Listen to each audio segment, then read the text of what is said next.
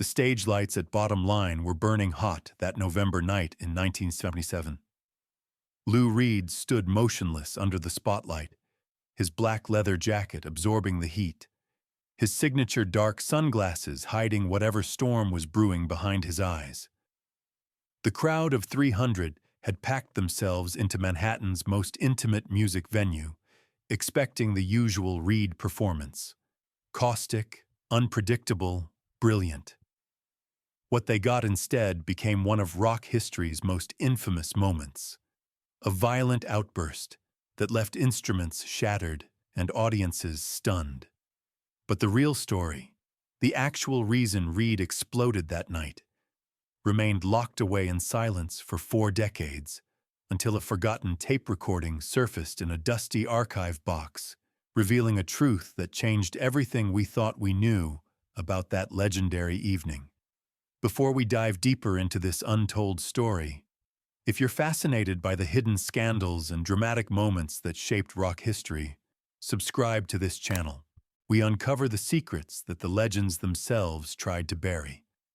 Bottom Line on West 4th Street represented everything the New York underground music scene stood for in the mid-70s. It wasn't Madison Square Garden with its 20,000 screaming fans.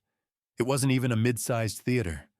This was an intimate club where artists performed mere feet from their audience, where you could see the sweat on their faces and catch every whispered lyric. Lou Reed had played there dozens of times since the venue opened in 1974, treating it almost like a second home, a place where he could test new material or simply connect with the hardcore fans who understood his vision. The November 17th show had been announced only a week prior, one of those spontaneous performances Reed occasionally scheduled when he felt the urge to play in front of real people rather than stadium crowds. The setlist that night promised classics. Walk on the Wild Side, Sweet Jane, Satellite of Love. These were the songs that had defined Reed's solo career after Velvet Underground dissolved. The tracks that proved he could succeed without Andy Warhol's backing or the band that had made him famous. His touring band had been with him for months, tight and professional, knowing exactly how to navigate Reed's mood swings and perfectionist demands. They had sound-checked that afternoon without incident, running through the arrangements while Reed made minor adjustments to the amplifier settings, seeking that perfect razor-edge tone he obsessed over. Everything appeared normal. The venue staff noticed nothing unusual. Reed's manager, sitting at the back bar nursing a whiskey, anticipated another solid performance that would generate positive press and keep Reed's profile elevated during a competitive period in rock music. But something was already wrong, something invisible to everyone except Reed himself. Throughout the soundcheck, he had been distracted, checking the stage entrance, repeatedly, scanning the growing crowd outside through the venue's front windows. His guitarist noticed Reed asking the sound engineer an odd question. Could they control who entered through the backstage door? The engineer assured him that only people on the guest list could access backstage areas, that security would handle everything. Reed nodded, but didn't seem satisfied with the answer. He retreated to the dressing room earlier than usual, asking not to be disturbed until showtime. An unusual request from someone who typically spent pre-show hours holding court with band members and select journalists. The door remained closed for nearly 2 hours. When Reed finally emerged and walked on stage at 9:30, the crowd erupted with genuine affection. These weren't casual fans who knew him from radio hits. These were devoted followers who had bought Transformer on vinyl the day it released, who had worn out their copies of Berlin despite critics savaging it, who understood that Reed's abrasive personality was inseparable from his artistic genius. He strapped on his guitar, adjusted the microphone stand to his exact preference, and launched into Vicious without any greeting or acknowledgement of the audience. His voice sounded strong, his guitar tone cutting through the mix with that distinctive snarl he had perfected over years of experimentation. The band locked in immediately, creating the propulsive groove that made Reed's songs simultaneously accessible and avant-garde. For the first 40 minutes, everything proceeded normally. Reed performed with his characteristic intensity, that unique style where he barely moved physically, but radiated such focused energy that every person in the room felt personally addressed. He spoke minimally between songs, offering only brief titles or cryptic comments that his fans had learned to decode. Between Coney Island Baby and Street Hassle, he paused longer than usual, taking a long drink of water while surveying the crowd with an expression that the guitarist later described as searching, as if Reed was looking for one specific face among the sea of people pressed against the stage. The pause stretched long enough that audience members began glancing at each other, wondering if something was wrong with the equipment, or if Reed had simply gotten lost in thought, which happened occasionally during his performances. Then he saw her. A woman standing near the back of the venue, partially obscured by the crowd, but visible enough in the stage lights that reflected off faces in the audience. Reed's entire body language changed in an instant. His shoulders tensed beneath the leather jacket. His grip on the guitar neck tightened until his knuckles went white. The band, sensing something shift in the atmosphere, exchanged worried glances but kept playing the intro to the next song, waiting for Reed to join in. He didn't. He stood frozen, staring at that spot in the crowd, his expression unreadable behind the dark glasses, but his jaw clenched so tight that veins stood out on his neck. The intro cycled twice, then 3 times, before the drummer finally stopped, letting silence crash into the room like a physical force. What happened next occurred so quickly that many audience members couldn't process it until replaying the memory later. Reed ripped the guitar strap over his head with such violence that it tore partially, grabbed his Fender Stratocaster by the neck, and hurled it with both hands toward the back of the venue. The instrument spun through the air, cables trailing behind it like streamers, before smashing into the wall above the soundboard with an explosive crack that made people scream and duck. The guitar's body shattered on impact, sending wood fragments and electronic components raining down onto the audience below. Before anyone could react, Reed kicked over his amplifier, sending feedback howling through the speakers at ear-splitting volume. He grabbed the microphone, stand, and slammed it down onto the stage floor once, twice, 3 times, until the microphone itself broke free and rolled across the boards. The band scrambled backward, instruments still in hand, unsure whether to intervene or flee.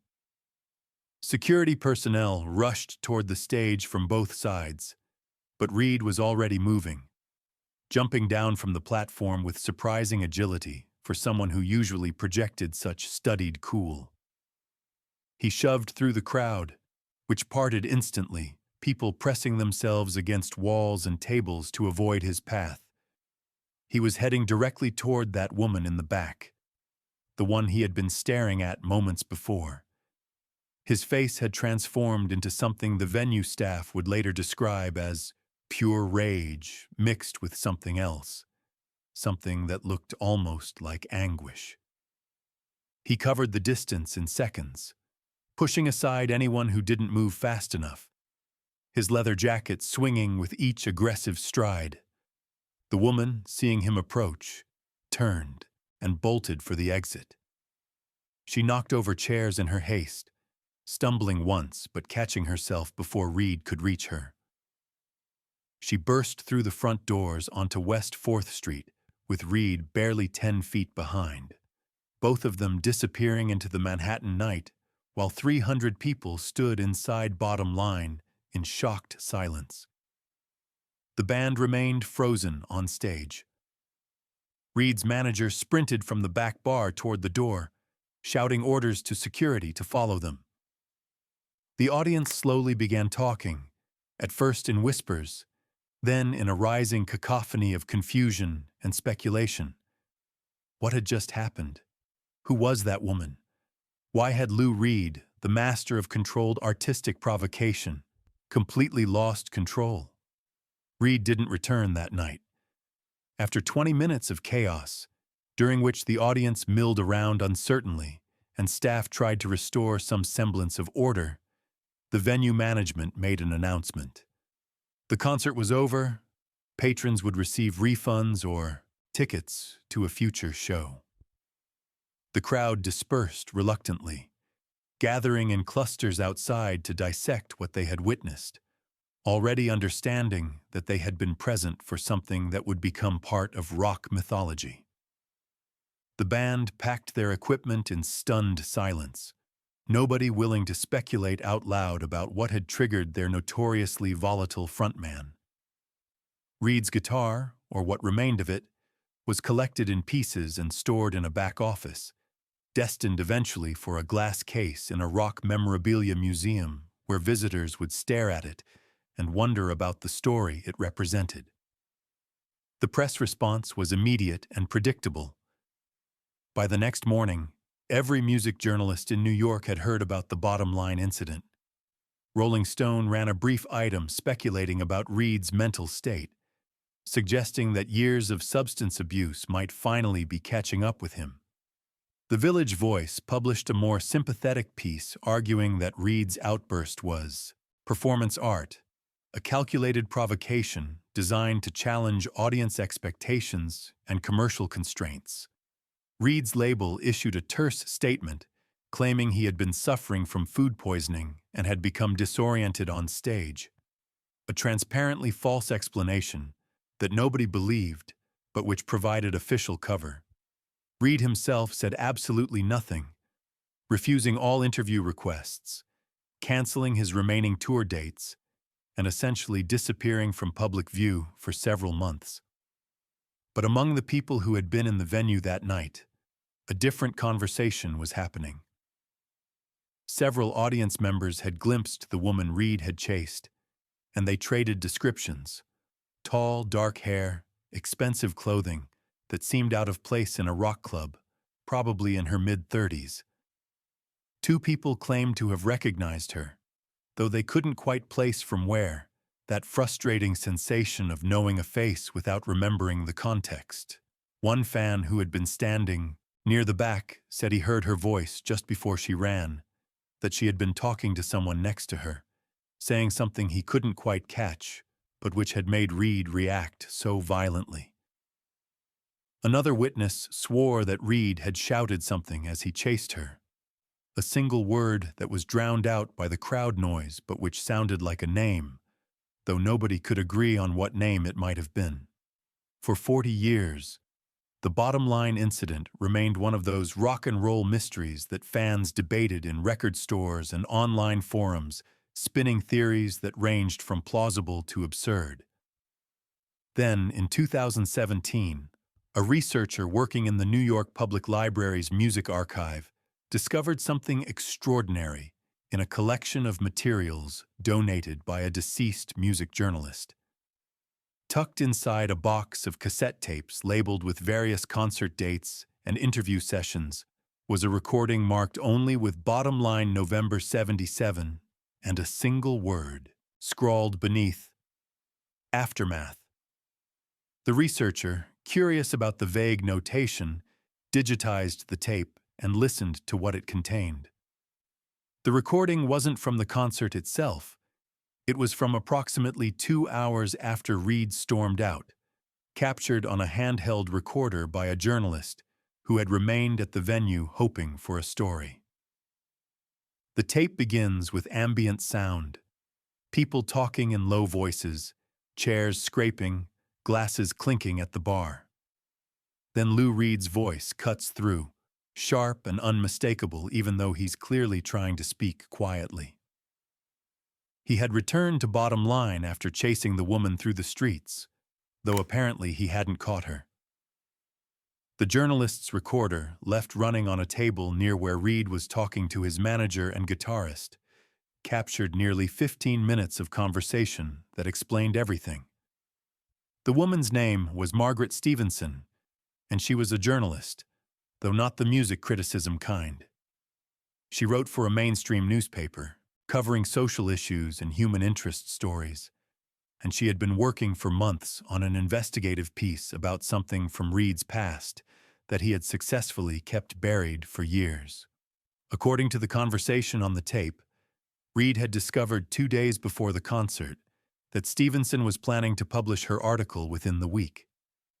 He had contacted his lawyers, who informed him that legally there was nothing they could do to stop publication if her facts were accurate. The story concerned a period in Reed's late teens, before Velvet Underground existed, when he had been briefly involved in a relationship that ended tragically. The details were painful and personal, involving people who weren't public figures and who hadn't consented to having their stories told.